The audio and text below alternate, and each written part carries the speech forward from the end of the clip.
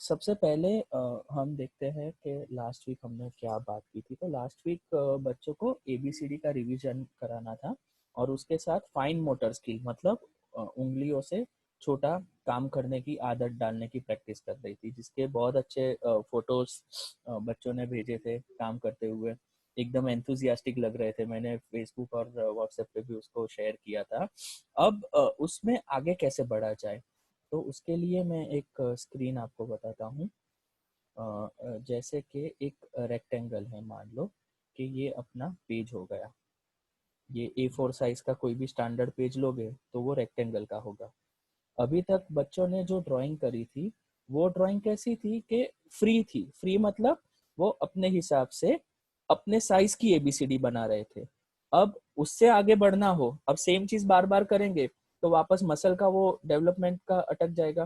तो अगर इसको और चैलेंजिंग बनाना हो तो आप उसको एक ऐसा पेज लो और उस पे उसको 4 लाइन बना के दो, जैसी इंग्लिश की नोटबुक में होती है। डिस्टेंस आप सेम रखें सब लाइंस के बीच में। तो ऐसी आप स्केच पेन से भी बना सकते हैं। अगर अलग अलग कलर की नहीं है, ब्लू और रेड पेन, तो कोई भी 2 कलर की बना सकते हो, स्केच पेन से, चौक कलर से। तो ऐसी लाइंस बना दे, 4 लाइन। यूजुअली जो नोटबुक्स यहाँ पे होती है या जो टेक्स्ट बुक होती है उसमें ऐसे रेड ब्लू ब्लू रेड इस फॉर्म की लाइंस होती है। तो ऐसी पेज पे आप लाइन बना दे और बाद में बच्चों को बोलो कि इसके ऊपर क्ले से कैपिटल लेटर और स्मॉल लेटर पेस्ट करे, क्ले से बना के। लास्ट वीक भी उन्होंने यही काम किया था, लेकिन तब ये 4 लाइन नहीं थी। तो इस हफ्ते एक स्टेप आगे बढ़ेंगे बच्चे और सपोज ये ब्लैक कलर की क्ले है तो उससे ऐसे वो अपना कैपिटल लेटर बनाएंगे और उसके साथ स्मॉल लेटर बनाएंगे। तो यहाँ पे क्या हो रहा है, 2 चीजें एक साथ होगी। पहली कि बच्चा रेड टू ब्लू समझेगा। जैसे ये ए हो गया, ये क्ले से उनको बनाना है। ये लेटर बी हो गया तो रेड से ब्लू हो गया। काफी बार बच्चे क्या होते हैं, जब नोटबुक में सीधा लिखते हैं तो रेड टू ब्लू की गलती करते हैं या ऐसे कहीं नीचे निकल जाता है। तो इसलिए बहुत इंपॉर्टेंट है कि पहले ये लोग इसको समझे। पूरी जिंदगी हमें लिखना तो है ही, लेकिन उसकी तैयारी एकदम प्रॉपर होनी चाहिए। तो ऐसे करके उनको क्ले से बनाने के लिए देना और ये एक्टिविटी वो करते रहे। अब इसको और चैलेंजिंग बनाने के लिए क्या करने का, सपोज ये 4 लाइन आपने A4 में बना के दी, उस पे बच्चे ने आटे या क्ले से बना दिया। तो उसके बाद क्या करो, तो उसके बाद अगर आपको करना है और चैलेंजिंग बनाना है तो सॉरी, तो लाइन की साइज और छोटी करते जाओ। लाइन की साइज आप छोटी करोगे तो क्या होगा कि बच्चे को और बारीकी से काम करना पड़ेगा, बारीक चीज पकड़नी पड़ेगी। और जितनी बारीक चीजें बच्चे मैनेज करेंगे ना, उतना उनका राइटिंग आसान हो जाएगा। काफी बार क्या होता है, पेरेंट्स बच्चे के साथ बैठते हैं पर बच्चा लिखने में बहुत टाइम लगाता है। हमें लगता है कि इसका ध्यान नहीं है या ये लिख नहीं पा रहा है, पर एक्चुअली क्या होता है कि उनकी उंगलियां थक जाती हैं। तो ये हो जाए, बाद में और लाइंस नैरो कर दो। उसके बाद अगर इसको और चैलेंजिंग बनाना है तो उनकी जो 4 लाइन की नोटबुक है लास्ट में उसमें दे दो। तो जितनी ये साइज कम होती जाएगी लाइंस की, उतनी ही बच्चों को बारीक चीजों से काम करना पड़ेगा। तो ये हफ्ते की पहली चीज है, वो हम ये करेंगे कि एबीसीडी का रिवीजन। ठीक है। अब उसके साथ हमारी बुक का सेट आ गया है स्कूल में। काफी सारे पेरेंट्स ने वो सेट ले लिया है, काफियों का लेना बाकी है। तो आप दिव्या मैम से कलेक्ट कर सकते हो। तो इस हफ्ते हम वो बुक में पैटर्न राइटिंग चालू करेंगे। अलग अलग क्लास में उनके लेवल के हिसाब से पैटर्न होती है। जैसे नर्सरी केजी में स्टैंडिंग लाइन होती है, फिर स्लीपिंग लाइन होती है, फिर स्लांट लाइन होती है। फिर जूनियर और सीनियर वाले बच्चे इसकी प्रैक्टिस कर चुके होते हैं तो उनको आगे कर्सिव राइटिंग की पैटर्न आती है, जिसमें ऐसे आपको सी वाली डिजाइन या सर्कल वाली डिजाइन। तो ये अलग अलग पैटर्न होती है। Basically there are lines and curves. तो ये लाइन और कर्व को बच्चा जितना अच्छे से समझेगा, और अक्षर की पैटर्न के कौन सा अक्षर रेड लाइन से ब्लू लाइन तक है, कौन सा दो ब्लू लाइन के बीच में है, ये समझ जितनी अच्छी होगी, ऑटोमेटिकली उनके हैंडराइटिंग अच्छे होने लगेंगे। तो अगर हमें हैंडराइटिंग सुधारना है तो पैटर्न राइटिंग और फाइन मोटर स्किल, उस पे हमें थोड़ा ध्यान देना पड़ेगा। ठीक है, तो there are two things which we will be doing. Number 1 है revision of alphabet with clay, जो लास्ट वीक किया था वही, लेकिन इस बार विथ 4 लाइन्स। ठीक है, 4 लाइन के ऊपर प्लेस करेंगे। दूसरा, pattern writing from books, books की पैटर्न।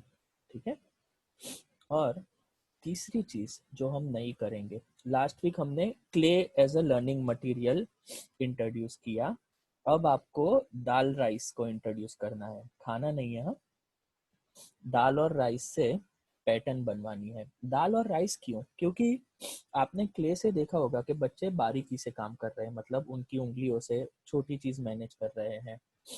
अब दाल और राइस का दाना देखोगे तो वो उससे भी छोटा होता है। तो आप क्या करें, पैटर्न, अलग अलग पैटर्न होती है, वो पैटर्न ऐसे लाइंस बना दे पहले तो, या अगर 4 लाइन या कहीं पे लाइन रेडी है तो नॉट एन इश्यू। बाद में बच्चे को पेंसिल से हल्की हल्की मार्किंग करके दे कि ये स्टैंडिंग लाइन है, ये स्टैंडिंग लाइन के ऊपर आपको ये राइस या दाल चिपकानी है। ये जब हम छोटे थे, अभी तो खैर दाल चावल बहुत साफ होके रेडीमेड मिलते हैं, जब हम छोटे थे तो आपने अक्सर देखा होगा माँ या दादी जो थे वो कुछ खाना बनाने के पहले वो विणवा बैसे चावल या दाल, उसमें अगर छोटा कंकर है तो वो निकालते थे, फिर वो देख के बच्चे भी साथ में बैठ जाते थे अपनी मम्मी या दादी के साथ, दाल और चावल में से अगर कंकर हो तो वो निकालने के लिए। तो वो भी एक बहुत अच्छी एक्टिविटी थी फाइन मोटर स्किल डेवलप करने की। अब क्या है, वो रेडीमेड का ज़माने में वो दाल चावल ऑलरेडी थोड़े साफ सुथरे मिल रहे हैं, तो इतने कंकर निकल नहीं रहे, और ज़बरदस्ती कंकर डाल के बच्चे से निकलवा नहीं सकते। लेकिन ये एक्टिविटी जो है उससे क्या होगा, उनकी उंगली छोटा दाना मैनेज करेगी। आप ये लाइन बनाने के बाद ना उसके ऊपर फेविस्टिक या फेविकॉल लगा देना, ताकि वो सरफेस पे दाल चिपके। अगर फेविकॉल या फेविस्टिक नहीं है तो भी चलेगा, घर पे भात बनते हैं ना अपने राइस, वो राइस को भी ऐसे चूरा करके यहाँ पे लगा दोगे तो वो भी चिपक जाएगी चीजें उस पे। ठीक है, तो जो भी पैटर्न आपके बच्चों की बुक में है वो पैटर्न पेंसिल से उनको करनी है अपनी टेक्स्ट बुक में, और चावल और दाल से सेम पैटर्न उनको पेज पे करनी है। तो दाल राइस से पैटर्न राइटिंग जो हमारी तीसरी चीज है इस हफ्ते की।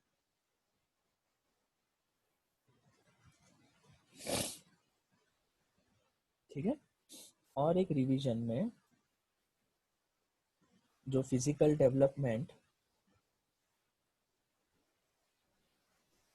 की बात हुई थी उसमें एक एक्सरसाइज की वीडियो थी, वो एक्सरसाइज की वीडियो कंटिन्यू करनी है,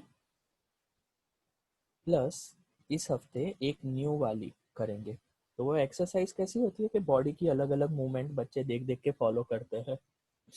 एक बार बच्चे देख देख के एक्सरसाइज फॉलो करने लगे, उसके बाद आगे जाएंगे कि देख देख के जुम्बा या देख देख के एरोबिक्स फॉलो करेंगे। ये फॉलो करने लगे उसके बाद उनको रायम्स या डांस में आसानी होगी।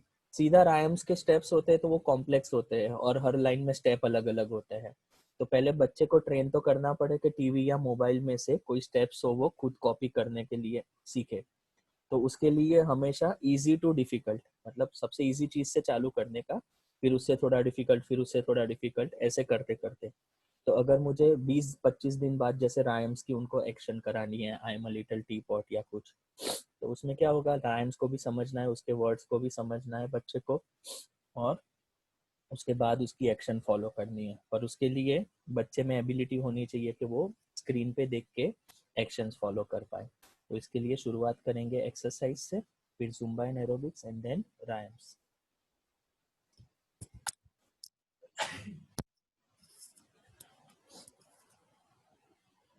ठीक है, तो ये हमारा लास्ट वीक का जो एक फॉलो अप हो गया, इसको मैं सेव कर देता हूँ ताकि ये इमेज भी मैं आपके साथ शेयर कर पाऊँ व्हाट्सएप पे।